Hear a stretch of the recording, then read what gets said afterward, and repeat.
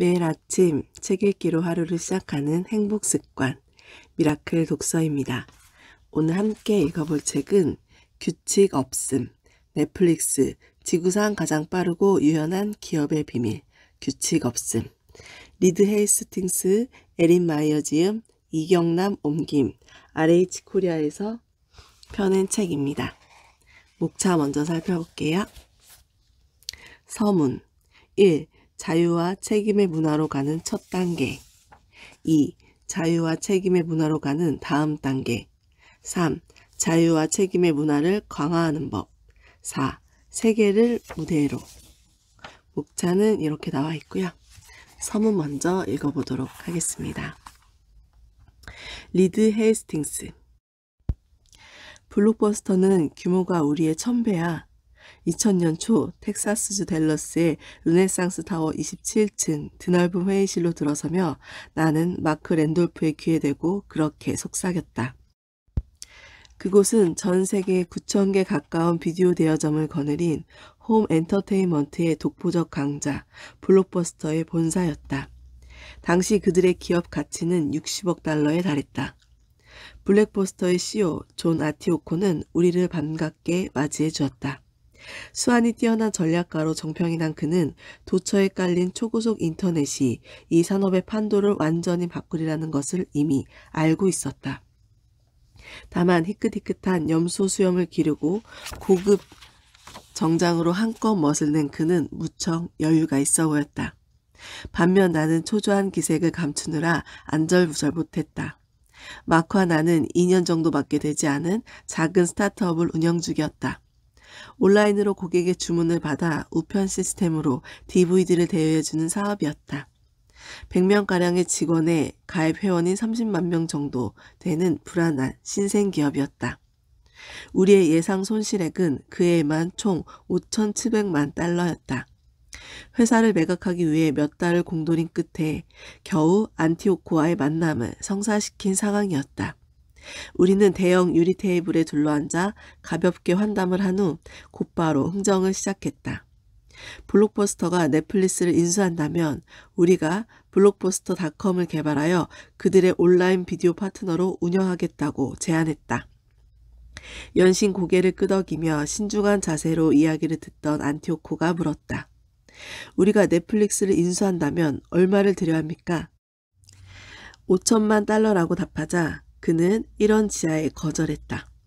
마크와 나는 자리에서 일어섰다. 처진 어깨가 영 올라가지 않았다. 그날 밤 자리에 누워 눈을 감았는데 블록버스터의 6만 명 직원이 우리의 당돌한 제안을 듣고 폭수하는 모습이 떠올랐다. 안티오코의 시큰둥한 반응도 이해 못할 것은 아니었다. 수백만 명의 고객과 막대한 수입, 남다른 수완의 CEO와 홈무비의 동의어가 된 블록버스터 같은 거인이 무엇 때문에 손실을 감당하지 못해 전전긍긍하는 넷플릭스에 돈을 쏟겠는가? 거부하기 힘들 만큼 좀 더 낮은 액수를 제시했어야 했을까? 하지만 세상은 조금씩 변해갔고 다행히 우리 사업도 자리를 잡아 성장하기 시작했다. 그날의 만남 이후 2년이 지난 2002년 우리는 넷플릭스를 상장했다. 그래도 블록버스터의 규모는 우리의 100배였다. 더구나 블록버스터의 소유주는 당시 세계에서 가장 가치가 높은 미디어 기업인 비아콤이었다. 그러나 2010년 블록버스터는 파산을 선고했다. 2019년에 남아있는 블록버스터 비디오 대여점은 오리건주 밴드의 단 한 곳뿐이었다. 블록버스터는 DVD 대여업에서 스트리밍 서비스로 넘어가는 변화의 물결에 적응하지 못했다. 2019년은 넷플릭스에서 주목할 만한 해였다. 우리가 제작한 영화 로마가 아카데미 작품상 후보에 올라 세계 부문에서 수상하는 쾌거를 이루었기 때문이다. 감독상을 받은 알폰소 쿠아론은 넷플릭스가 어엿한 엔터테인먼트 기업으로 변신했다는 점을 강조했다. 우리는 이미 오래전에 우편을 통한 DVD 대여업에서 탈피해 인터넷 스트리밍 서비스로 190개 국가에 1억 5천만 명의 회원을 확보했을 뿐 아니라 자체 TV 프로그램과 영화를 생산해 전 세계에 보급하는 대형 제작자로 발돋움했다. 우리는 션다 라임스, 조엘 코언과 이성 코언 형제, 마틴 스코세이지 등 거물과 함께 일하는 특권을 누렸다. 우리는 사람들이 흥미진진한 이야기들을 보고 즐길 수 있는 새로운 방법을 도입했다. 그것은 영화를 보는데 걸림돌이 되는 장애물들을 걷어내고 우리 삶을 더욱 풍부하게 만드는 서비스 방식이었다. 나는 종종 어떻게 그런 일이 가능했느냐는 질문을 받는다. 넷플릭스는 빠른 변화에 어떻게 적응했고 블랙버스터는 왜 적응하지 못했을까? 우리가 댈러스로 갔던 그때만 해도 블록버스터는 좋은 펜 한 펜은 다 들고 있었다. 그들에게는 브랜드가 있었고 힘과 자원은 물론 비전도 있었다. 그래서 우리를 가볍게 내쳤다. 당시에는 나도 잘 몰랐지만 우리에게는 블록버스터에 없는 것이 한 가지 있었다. 절차보다 사람을 소중히 여기고 능률보다 혁신을 강조하며 통제를 최대한 자제하는 문화였다. 인재 밀도를 기반으로 최고의 성과를 올리고 통제가 아닌 맥락으로 직원들을 이끄는데 초점을 맞추는 기업 문화 덕분에 우리는 지속적으로 성장하며 세상이 변하는 속도에 맞춰 가치의 변화를 모색할 수 있었다. 그에 따라 우리 회원들의 요구 역시 우리와 함께 변신을 거듭했다. 넷플릭스는 다르다. 우리의 문화는 규칙이 없는 것이 규칙이다. 넷플릭스 문화는 좀 이상하다. 에린 바이어. 기업 문화는 모호한 언어와 불완전하고 애매한 설명이 질척거리는 습지다. 게다가 많은 기업이 내세우는 가치와 그들의 실제 활동이 일치하는 경우는 거의 없다. 포스터나 연례 보고서에 등장하는 뻔지르르한 슬로건은 대부분 공연불에 그친다. 미국에서 내놓으라 했던 어느 기업은 본사 로비에 자신들이 추구하는 가치를 여러 해 동안 자연스럽게 걸어놓았다. 진실, 소통, 존중, 탁월. 어느 회사냐고? 2001년 파산한 에너지 회사 엔론이다. 그들은 사상 최대의 기업 사기와 부패로 몰락하는 순간까지도 자신들은 고결한 가치를 앞세웠다고 강변했다. 반면 넷플릭스 문화는 매사에 있는 그대로 말하는 것으로 이미 유명하다. 아니 어쩌면 유명한 것이 아니라 악명이 높은 것일 수도 있다. 지금도 무수한 기업들이 넷플릭스의 컬처 테크를 연구하고 있다. 컬처 테크란 원래 넷플릭스에서 사내용으로 만든 127개의 슬라이드를 말한다. 그러나 2009년에 리드 헤이스팅스는 이를 인터넷에 올려 전 세계인과 공유했다. 페이스북의 최고 운영자 셀릴 샌드버그는 이 넷플릭스의 컬처 테크를 두고 실리콘밸리에서 나온 그 어떤 기록보다 더 중요한 자료라고 평가하기도 했다. 내가 넷플릭스의 컬처 테크를 좋아하는 것은 그것의 정직성 때문이다. 그러나 동시에 나는 그 내용 때문에 컬처 테크를 혐오한다. 다음 페이지를 보면 그 이유를 짐작할 수 있을 것이다. 첫 번째, 다른 회사 똑같이 우리도 채용을 잘하려고 애쓴다. 두 번째, 다른 회사와 다르게 우리는 다음과 같은 원칙을 지킨다. 적당한 성과를 내는 직원은 두둑한 퇴직금을 주고 내보낸다. 세 번째, 이제 그런 사람들은 두둑한 퇴직금을 받고 나갔다. 우리에겐 새로운 스타를 맞이할 자리가 생겼다. 매니저는 다음 키퍼 테스트를 활용하라. 부하 직원이 다른 회사로 가서 비슷한 일을 하겠다고 한다면 어떻게 해서든 그를 붙잡겠는가? 비범한 성과를 내지 못하는 직원은 해고한다? 이러한 기업 문화의 윤리적 옳고 그름은 차치하더라도 경영 측면에서 볼 때 이 슬라이드는 형편없는 발상이라는 생각을 지울 수가 없었다. 이는 하버드 경영대학원의 에이미 에드먼스 교수가 말하는 심리적 안전에도 위배된다. 에드먼스는 저서 두려움 없는 조직에서 혁신을 이루려면 사람들이 마음 놓고 꿈을 펼치고 자신있게 발언하고 위험을 감수할 수 있는 환경을 조성해야 한다고 설명한다. 회사 분위기가 편안하고 안전하게 바뀔수록 혁신은 더욱 활발해진다.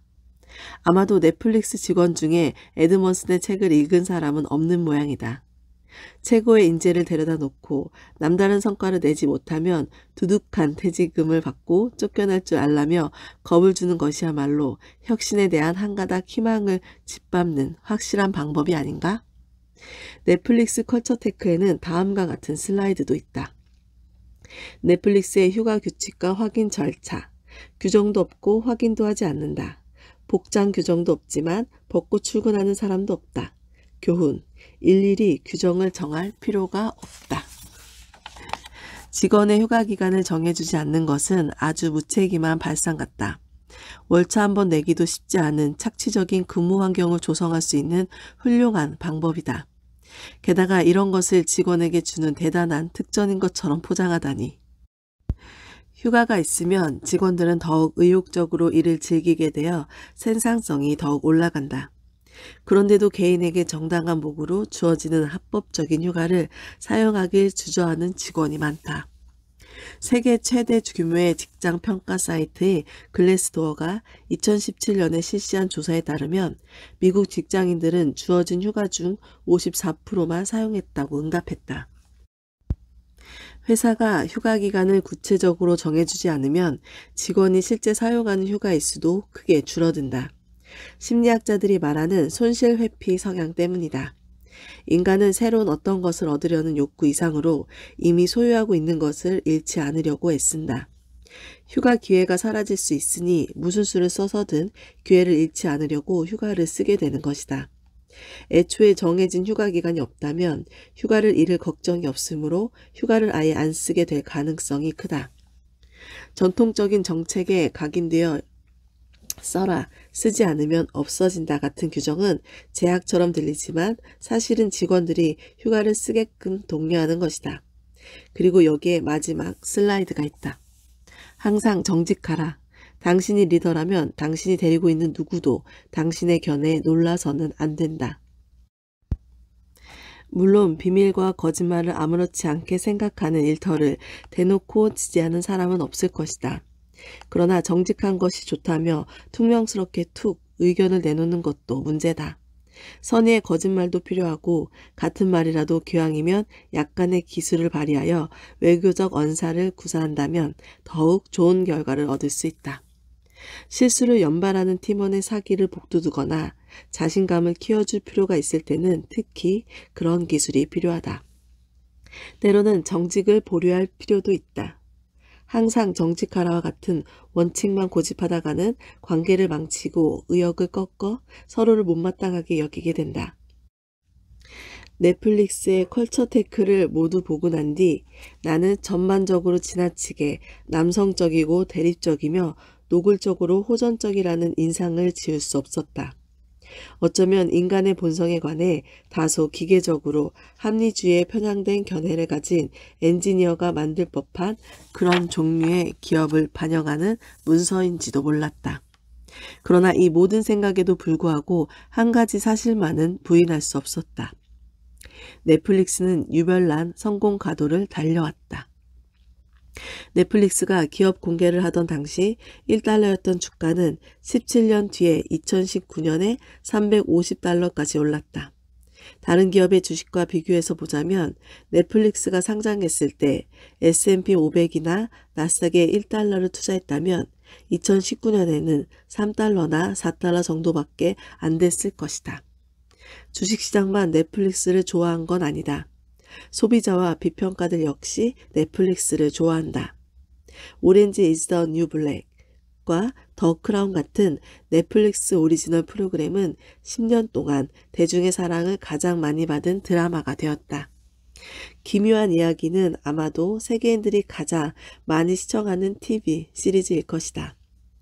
스페인의 엘리트들과 독일의 다크, 터키의 수호자, 인도의 신성한 게임 등은 각각 그 나라 스토리텔링의 수준을 한껏 끌어올린 동시에 국제적인 스타들도 다수 배출했다. 넷플릭스의 작품들은 지난 몇 년 동안 미국 에이미상 300회 이상 후보로 올랐고 수차례에 걸쳐 아카데미상을 받았다.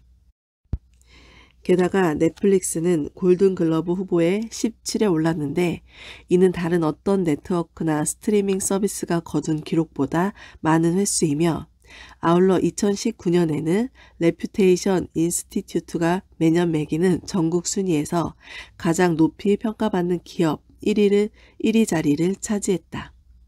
직장인들 역시 넷플릭스를 사랑한다. 하이테크 인재를 구하는 닷컴 시장인 하이어드가 2018년에 실시한 조사에서 기술직 근로자들은 가장 일하고 싶은 회사 1위로 넷플릭스를 지목했다. 이는 2위 구글, 일론 머스크의 테슬라 3위, 애플 6위 등을 제친 성적이다. 기업의 임금과 평판을 조사하는 컴패러블리가 미국의 대형기업 4만 5천 개의 임직원 500만 명 이상을 대상으로 2018년에 실시한 무기명 조사, 가장 행복한 직원 부문에서도 넷플릭스는 다시 한번 수천 개의 기업을 제치고 당당히 2위를 기록했다. 무엇보다 흥미로운 것은 산업 성격이 바뀔 때 적응하지 못하는 대다수 기업과 달리 넷플릭스는 지난 15년 동안 소용돌이치는 엔터테인먼트 비즈니스 환경의 변화에 유연하게 대처해 왔다는 사실이다. 우편을 이용한 DVD 대여업에서 오래된 TV 시리즈나 영화를 인터넷에서 스트리밍 서비스하는 사업으로 전환. 추억의 콘텐츠를 서비스하던 관행에서 벗어나 하우스 오브 카드 등 외주 제작한 새로운 오리지널 콘텐츠 런칭으로 전환. 외주 콘텐츠를 라이선싱하던 방식을 버리고 직접 제작사를 설립하여 권위 있는 상을 받은 TV 프로그램과 영화를 제작하는 방식으로 전환. 미국 내수용 기업에서 190여 개국 전 세계인에게 즐거움을 선사하는 글로벌 기업으로 부상. 넷플릭스의 성공은 이례적이라는 말로는 모자란 기적 같은 성과다. 뭔가 특별한 일이 벌어진 것이다. 2010년에 파산을 선고한 블록버스터에는 그런 특별함이 없었다. 색다른 유형의 직장. 블록버스터의 이야기는 특이한 사례가 아니다. 기업들은 그들이 속한 산업의 생태계가 변할 때 대부분 도태된다. 코닥은 종이 사진에서 디지털로 전환되는 과정에 적응하지 못했다. 노키아는 플립폰 휴대폰에서 스마트폰으로 바뀔 때 흐름을 따라잡지 못했다. AOL은 전화 접속 인터넷에서 브로밴드로 전환하는 상황에 적응하지 못했다. 내가 처음 만든 퓨어 소프트웨어 역시 업계의 변화에 적응하지 못했다. 퓨어 소프트웨어는 혁신에 최적화되어 있지 않았고 유연성도 없었다. 내가 퓨어 소프트웨어를 설립한 해는 1991년이었다. 초창기 우리 문화는 정말 대단했다. 인원이라고 해봐야 12명이 전부였지만 우리는 참신한 것을 만들어 돌풍을 일으켰다. 수많은 벤처 중소기업이 그러하듯 우리 역시 업무 활동을 제한하는 규정이나 방침을 최소화했다. 마케팅 담당자는 일에 쫓길 때마다 자택 주방에서 일하겠다고 선언했는데 럭키참스 시리얼을 그릇에 쏟아붓는 것이 생각하는 데 도움이 된다는 이유에서였다. 그럴 때마다 따로 상사의 허락을 받지 않아도 됐다. 오피스 디포에서 호피 무늬가 새겨진 사무용 의자를 헐값에 처분한다면서 설비 담당자가 의자 14개를 구매할 때도 그녀는 물품 구입 청구서를 작성하지도 최고 재무책임자의 결재를 받지도 않았다. 퓨어 소프트웨어는 차차 몸집을 키워갔다. 그때 새로 채용한 직원 중 몇몇이 상식적으로 납득할 수 없는 행동을 저질렀는데 그로 인해 회사는 금전적으로 무시하지 못할 정도의 피해를 보았다. 그런 일이 반복되자 나는 재발 방지를 위한 프로세스를 마련할 수밖에 없었다. 한 번은 영업사원인 매슈가 워싱턴 DC로 날아가 예비 고객을 만났다. 그 고객은 5성급 웰러드 인터컨티넨털 호텔에 머물고 있었다. 매슈는 그 고객 핑계를 대며 같은 호텔에 묵었다. 하룻밤 숙박비가 $700였다. 어이가 없었다. 나는 인사과 직원에게 직원이 항공료와 식사와 숙박비에 얼마까지 쓸 수 있는지 명시한 출장 규정을 작성하게 했고 정해진 금액을 초과할 때는 경영진의 승인을 받도록 했다. 재무 담당자 신라는 검은색 푸드를 한 마리 키우고 있었는데 가끔 사무실로 데려오곤 했다. 어느 날 출근해 보니 녀석이 회의실 양탄자를 물어뜯어 커다란 구멍이 나 있었다. 그 양탄자를 교체하는데 어마어마한 돈이 들었다. 나는 또 규정을 추가했다. 인사과의 허락 없이는 사무실에 개를 데려오지 말 것. 규정과 통제는 사무실의 기본 수칙이 되었다. 이를 잘 지키는 사람은 승진했지만 창의력이 남다르고 독자적인 행보를 좋아하는 사람들은 이를 답답하다고 여겨 다른 직장을 구해 나갔다. 그들이 떠나는 모습을 지켜보자니 속이 쓰렸지만 회사가 성장할 때는 을에 있는 일이겠거니 하며 애써 마음을 달랬다. 그러자 두 가지 현상이 눈에 보였다. 첫째, 신속한 혁신이 불가능해졌다. 능률은 꾸준히 올랐지만 창의력은 떨어졌다. 더욱 성장하기 위해서는 혁신적인 제품을 가진 다른 회사를 매입하는 수밖에 없었다. 그 탓에 사업은 더욱 복잡해졌고 규정과 절차도 많아졌다. 둘째, 시장은 C+에서 자바로 바뀐 상태였다. 살아남기 위해서는 우리도 변해야 했다. 그런데 우리는 직원을 채용해 놓고 참신한 발상과 발빠른 변화를 요구한 게 아니라 절차를 따르게 한 것이다. 변화에 적응하지 못한 우리는 결국 1997년에 회사를 가장 강력한 경쟁사에 매각했다. 그 다음에 만든 것이 넷플릭스다. 같은 실수를 되풀이하고 싶지 않았다. 나는 실수 방지책이나 규정을 고수하는 대신 유연성과 자유와 혁신을 장려하기로 결정했다. 하지만 회사가 성장할 때 규정이나 통제 절차로 직원을 관리하지 않으면 조직이 쉽게 혼란에 빠지고 만다는 사실 또한 잘 알고 있었다. 여러 해 동안 시행착오를 거치며 조금씩 진화를 거듭한 끝에 우리는 문제를 해결할 방법을 찾아냈다. 스스로 내린 판단을 실행에 옮길 때 거추장스러운 절차를 밟을 필요 없이 오히려 더 많은 자유를 갖게 되면 직원들은 좀 더 나은 결정을 내리게 되고 회사도 책임을 묻기 더 쉬워진다.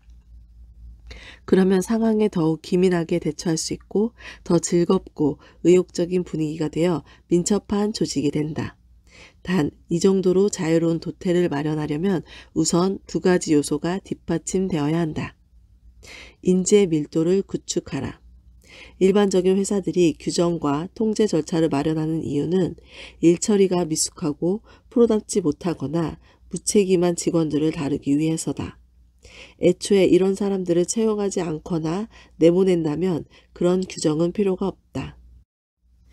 뛰어난 실력을 갖춘 인재들로 조직을 꾸리면 거추장스러운 통제 장치가 필요 없어진다. 인재 밀도가 높을수록 직원들에게 허용된 자유는 더욱 커진다. 솔직성을 키워라. 재능 있는 직원들은 서로에게서 많은 것을 배운다. 그러나 예의만 강조하는 규정집은 성과를 내는 데 필요한 피드백을 서로에게 제공하는 것을 막는다. 재능 있는 직원들이 피드백을 습관처럼 서로 주고받게 되면 일을 더 잘하게 되고 동시에 서로 책임질 수 있는 행동을 하게 되어 통제는 크게 필요하지 않게 된다. 이 두 가지 요소가 자리를 잡으면 이제 통제를 줄여라. 우선 규정집부터 버려라. 출장 규정, 지출 규정, 휴가 규정 등을 없앨 수 있는 것들이다.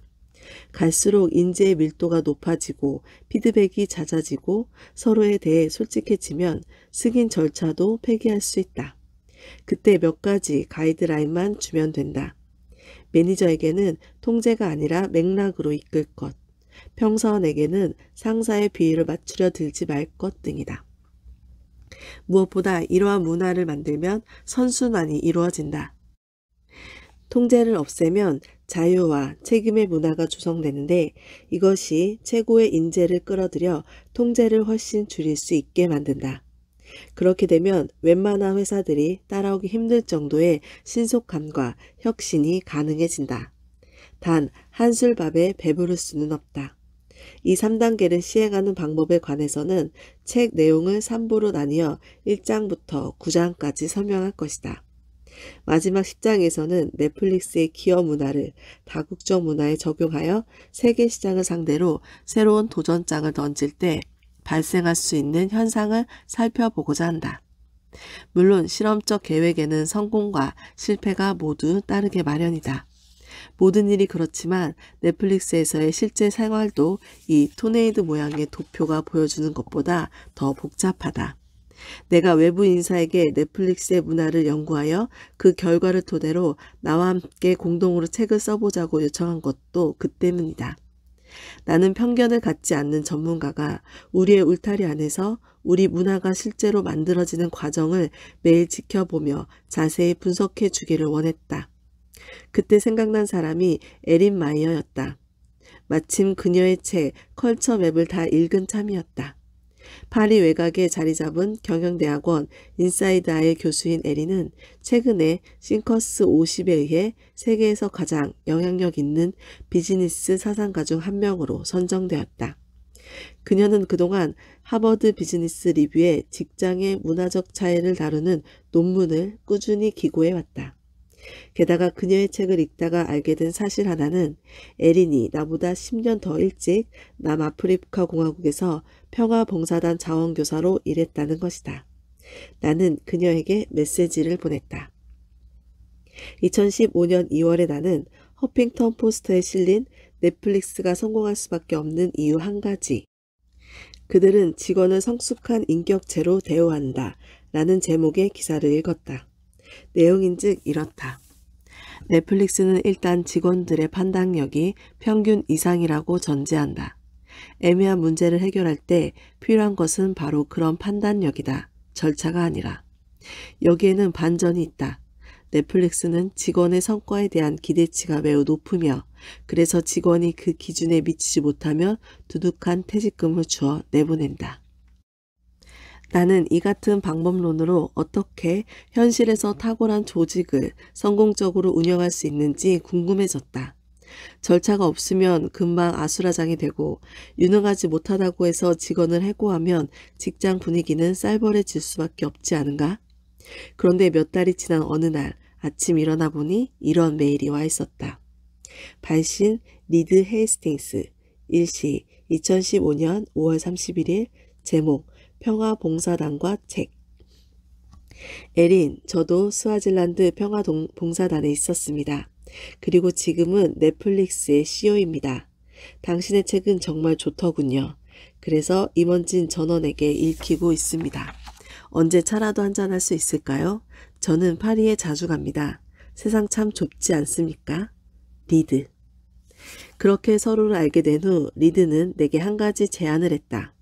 인터뷰를 통해 넷플릭스 직원들을 만나보고 넷플릭스 문화를 직접 엿보고 자료를 수집하여 자기와 함께 책을 한번 써보자는 것이었다. 내 입장에서는 심리학과 경영학 그리고 인간 행동에 관해 우리가 평소 알고 있는 것과는 전혀 다른 문화를 가진 기업이 어떻게 그런 놀라운 결과를 낳을 수 있는지 알아볼 수 있는 기회였다. 그 후로 지금까지 나는 실리콘밸리, 할리우드, 상파울루, 암스테르담, 싱가포르, 도쿄 등지에서 근무하고 있거나 근무했던 넷플릭스 직원들을 200명 넘게 만나 인터뷰했다. 임원부터 행정 직원까지 모든 직급에 있는 사람들이 그 대상이었다. 넷플릭스 사람들은 대부분 익명을 좋아하지 않았지만 나는 인터뷰하면서 모든 직원에게 익명으로 발언할 수 있는 선택권을 주었다. 익명을 선택한 사람들은 성이 아닌 이름만 가명으로 표기했다. 하지만 넷플릭스의 언제나 정직한 문화에 어울리게 대부분은 자신과 대표이사에 관한 갖가지 놀랍고 때론 당돌한 견해를 거침없이 말하면서도 신분을 숨기지 않았다. 점들을 다양한 방식으로 연결할 것. 스티브 잡스는 스탠퍼드 대학교 졸업 축사에서 이렇게 말했다. 우리에게는 지금 우리 앞에 놓인 많은 점을 연결해 미래를 점칠 능력이 없습니다. 오직 지난 일을 돌이켜보며 그 점들을 이어볼 따름이죠. 하지만 여러분은 여러분의 앞날에 그 점들이 어떤 식으로든 이어질 것이라고 믿어야 합니다. 여러분의 배짱과 운명, 삶과 업보, 그 무엇이 되었든 여러분은 그런 사실을 믿어야 합니다. 이런 시각은 한 번도 저를 실망시키지 않았고 인생의 고비마다 저를 바꾸어 놓았습니다. 잡스만 그런 것이 아니다. 영국 버진그룹의 창업자인 리처드 브랜슨 경의 만트라는 A, B, C, D, 항상 점을 이을 것이었다고 한다. 그리고 브랜딩 전문가 데이비드 브라이어와 패스트 컴퍼니는 인생의 점을 연결하는 방식에 따라 현실을 보는 법이 결정되고 그 결과와 결정을 내리고 결론에 도달하는 방법이 달라진다는 내용의 매혹적인 영상을 공개하기도 했다. 중요한 것은 점들을 어떻게 연결할 수 있을지 질문하도록 직원들을 독려해야 한다는 것이다. 대부분의 경우 조직에 속한 사람들은 남이 해왔고 지금도 하는 방식을 답습하여 점을 연결한다. 이렇게 하면 현상 유지는 가능하다. 하지만 어느 날 누군가가 점들을 다른 식으로 연결하는 순간 세상은 전혀 다른 모습이 된다. 넷플릭스에서 벌어진 것들이 바로 그런 일들이다. 리드는 퓨어 소프트웨어로 한번 혼이 났지만 다시 회사를 설립하면서 특별한 생태계를 꾸민 것은 아니었다. 대신 그는 조직의 유연성을 추구했다. 그러자 기업 문화라는 점들을 다르게 이을 수 있는 몇 가지 요인들이 나타났다. 나중에야 깨달은 사실이지만 그는 바로 이러한 요인이 모여 넷플릭스의 성공을 추진하는 동력이 되었다고 판단한다. 앞으로 우리는 1장씩 나아가면서 넷플릭스가 찾아낸 점들을 연결할 것이다. 우리는 또한 그 점들이 현재 넷플릭스의 근무 환경에서 어떤 역할을 하는지, 그 과정에서 우리가 무엇을 배웠는지, 사람들이 각자 부여받은 자유와 조직에 대한 책임을 어떻게 적용하는지 살펴볼 것이다. 오늘 미라클 독서는 여기까지 읽겠습니다. 오늘도 감사합니다.